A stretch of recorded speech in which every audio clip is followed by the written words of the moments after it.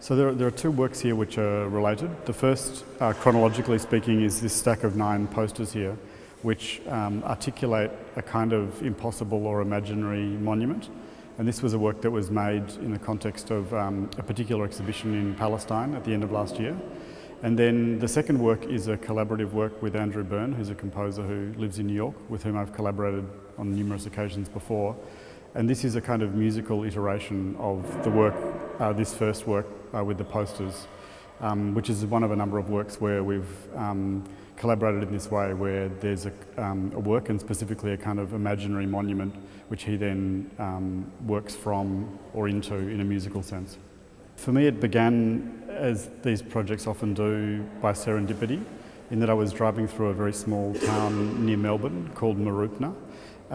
for another project. And I was driving through this little town at night, and I noticed this thing here, this incredibly white, enormous, overscaled rotunda, which is illuminated at night in this tiny town, and it bears the name Palestine. And I guess that the strangeness of that name in that place, and I suppose the disparity between what Palestine meant when this was built, which was during the period of the British Mandate in the 1920s, and what Palestine means to us now, given all that has happened in between, was really the beginning of the thought which became this work. As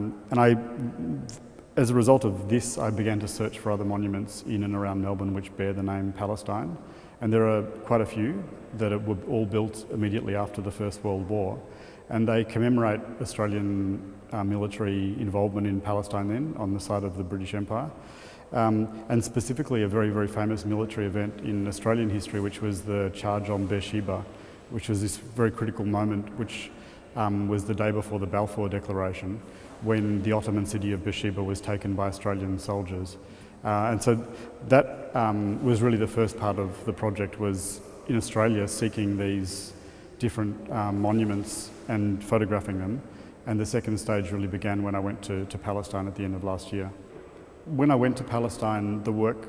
moved from being something which documented monuments in Australia to being the proposition for an imaginary monument, which was, I suppose, this idea of somehow trying to animate these forms into something that would commemorate both what happened in 1917 in Beersheba, but also what happened in 1948 in Beersheba, which is a very critical part in the story of the Nakba. The form then became a kind of proposition for a monument which, logistically speaking, could never be realised, but which was about drawing attention to a very particular site in Beersheba, which is this cemetery wedged between the historical city and the new Israeli city, which very powerfully seemed to evoke this history of dispossession.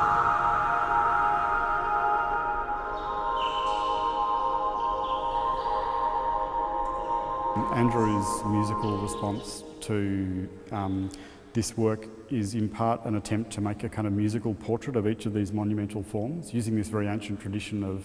using mathematical formulae to evoke a particular architecture through music, which is something that you get, for example, in relation to the Duomo in Florence.